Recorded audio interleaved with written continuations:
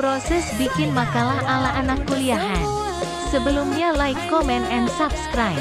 Mimpiku hanya ada dalam anganku, melewati hidup. Rasakan abadi, sekalipun kau mengerti, sekalipun kau pahami. Ku pikir ku salah mengertimu. Oh, aku hanya ingin kau tahu besarnya cintaku, tingginya hayalku bersamamu. Dan ini proses diskusinya. Apa naik ya? Asalnya iya ya. Ayo.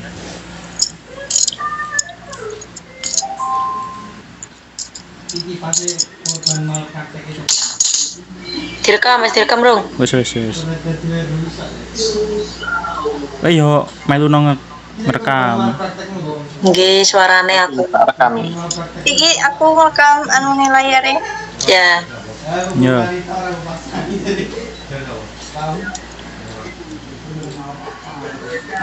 Bismillahirrahmanirrahim. Assalamualaikum warahmatullahi wabarakatuh. Waalaikumsalam.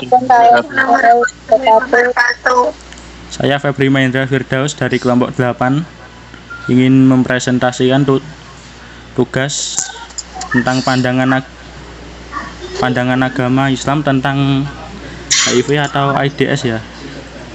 Ya.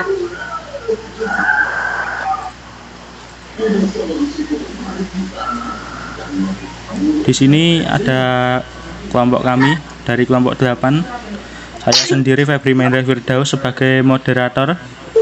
Ada Devi Retno Safitri, Anissa Oktavia, Amelia Yunike, Fatmawati, Tarifuddin, Fiona, Desi Silvira.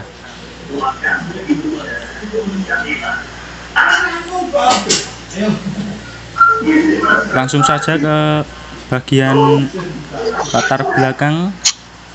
Saya persilahkan waktunya untuk Mas Tarifuddin. Ya, terima kasih Mas Febri atas waktunya. Latar belakang dari HIV atau AIDS. Seperti yang kita ketahui bersama, AIDS merupakan penyakit yang belum ada obatnya atau vaksinnya. Untuk mencegah penularannya pun juga belum ada. Sehingga penyakit ini sangat berbahaya bagi kehidupan masyarakat saat ini dan di masa yang akan datang.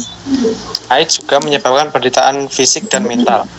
Mungkin kita sering menerima informasi mengenai penderitaan pasien AIDS melalui surat kabar, majalah, dan konferensi. Dari sudut pandang fisik, tidak mungkin untuk melihat rasa sakit secara langsung, seperti yang kita lihat gejalanya beberapa bulan kemudian. AIDS sendiri tidak memiliki undang-undang yang ketat, dan kaum heteroseksual seperti lesbian dan laki-laki gay seringkali membawa virus tersebut. Dan tidak mengherankan jika AIDS telah menjadi keadaan darurat di seluruh dunia. Namun karena belum ada obatnya dan seiring dengan maraknya praktek seks bebas, penyakit ini menyebar dengan cepat. Berbeda dengan Indonesia, pernikahan sama jenis tidak sesuai dengan hukum di Indonesia dan tidak ada yang benar. Tapi kebebasan seksual yang membuat perceraian ilegal sudah terlihat jelas di masyarakat kita dan mereka benar. Anda adalah orang-orang pemberontak dan Anda mengusir mereka, Lut dan para pengikutnya, dari dunia ini, dan kami menyelamatkan semua rakyatnya kecuali istrinya. Kami beri mereka salju. Surat Al-A'raf ayat 80-84. Baik, terima kasih Mas Tarifuddin. Oke, Mas Bobi. Selanjutnya ada rumusan masalah tentang HIV, yaitu yang pertama untuk mengetahui tentang penyakit HIV, yang kedua bagaimana cara penularan HIV, yang ketiga ada tanda dan gejala penderita HIV, keempat bagaimana cara pencegahan HIV, dan kelima bagaimana manfaat dan madarat dari HIV.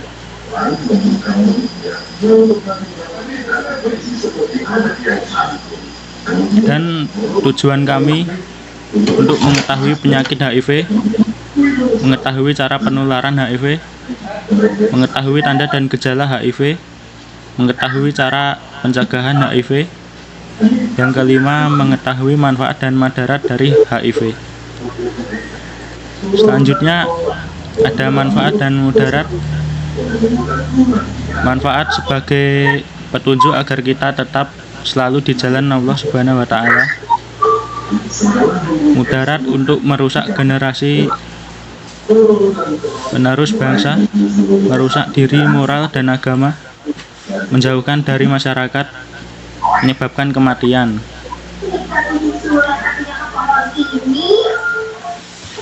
Dan selanjutnya ada definisi. Saya persilahkan waktunya untuk Mbak Amelia. Baik, terima kasih atas waktunya.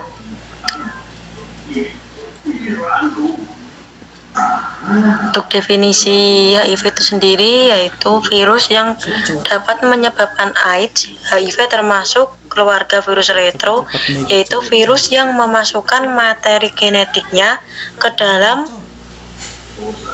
sel tuan rumah ketika melakukan cara infeksi dengan cara yang berbeda atau retro, yaitu dari RNA menjadi DNA yang kemudian menyatu dalam DNA sel tuan rumah membentuk provirus dan kemudian melakukan replikasi.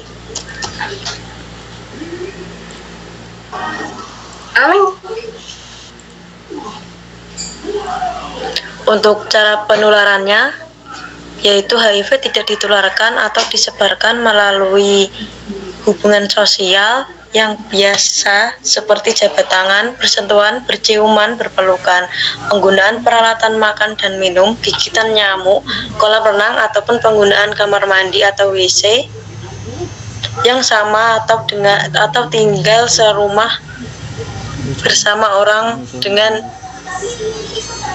yang pengidap HIV atau AIDS.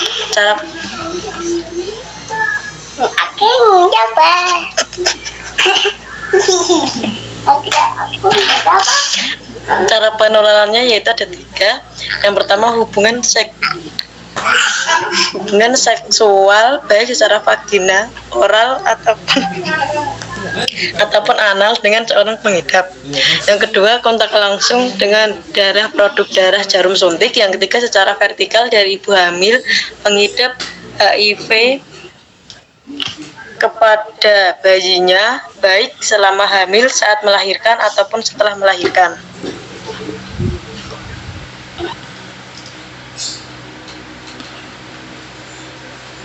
Baik, terima kasih waktunya Mbak Amel. Dan ini ada tanda dan gejala. Berikutnya saya persilahkan untuk Mbak Devi. Silakan Mbak Devi. Mikrofon Mas Febri. Oke, maaf.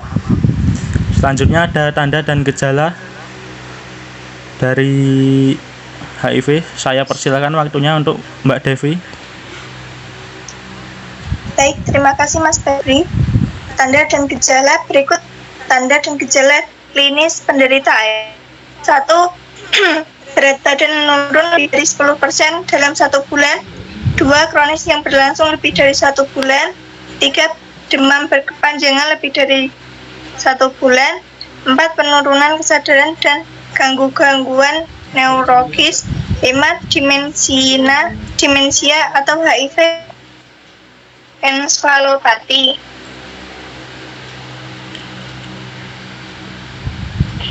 Cara pencegahan: 1. Hindarkan hubungan seksual sebelum menikah. 2. Resiko tinggi dianjurkan untuk menjadi donor darah. 3. Penggunaan jarum suntik harus steril. 4. Penggunaan kondom bagi resiko tinggi apabila menggunakan hubungan seksual. Baik, selanjutnya ada yang mau bertanya dari kelompok 7. Oke, Mbak Rofia, silahkan bertanya Mbak Rofia. Oke guys, maaf sebelumnya, itu kan katanya HIV itu bisa berpengaruh kayak ke faktor penurunan. Menurut kalian kalau misalnya itu faktor keturunan, bisa nggak sih diputus? Misalnya bisa, apa alasannya? Tapi kalau misalnya nggak bisa, apa alasannya? Oke, terima kasih. Baik, Mbak Rofia. Kalau menurut saya sepertinya tidak bisa diputus karena HIV itu bisa sembuh ketika orang itu sudah tiada di dunia ini. Gimana Mas Febri, Mas Arifudin, Mbak Devi, apakah mau ditambah? Kalau untuk saya, untuk mencegah penularan ya tidak melakukan hubungan intim sih Mbak. Ya, kalau menurut saya mungkin masih bisa sih Mbak, mungkin ya. Mungkin masih bisa, walaupun persentasenya kecil ya Mbak ya. Bisa mengonsumsi obat-obatan dan pola hidup sehat sih Mbak. Oke, terima kasih. Ya Mbak, terima kasih. Terima kasih Mbak Rofia. Sama-sama Mbak. Ada yang mau bertanya lagi? Dari kelompok 7, silahkan. Mbak Anggi. Oke Mbak Anggi, silahkan Mbak Anggi.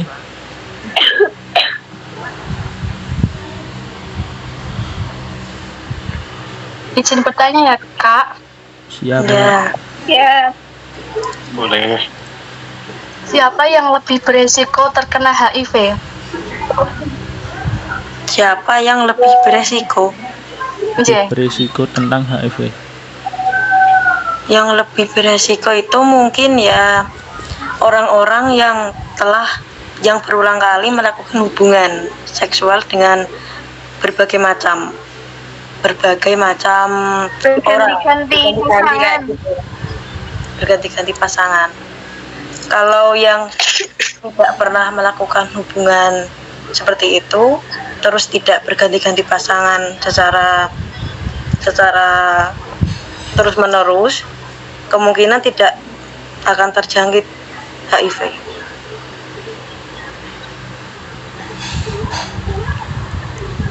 Bagaimana? Oke, terima kasih.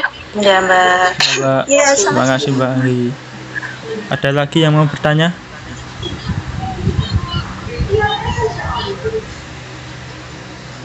Kelompok 7. Oke, saya rasa cukup ya.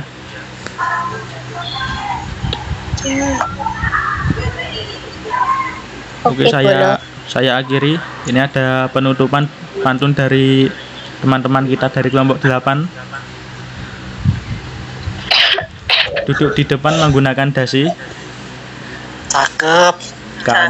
Kami dari kelompok 8 mengucapkan terima kasih. Terima kasih. Sama-sama. terima kasih. Terima kasih. Maaf ya. Maaf ya Mbak semua dari kelompok 7. Buat maaf. Terima kasih atas partisipasinya dari kelompok 7. Kami mengucapkan terima kasih. Saya akhiri, wassalamualaikum warahmatullahi wabarakatuh. Waalaikumsalam warahmatullahi wabarakatuh. Terima kasih. Terima kasih. Mbak. Terima kasih. Sama-sama.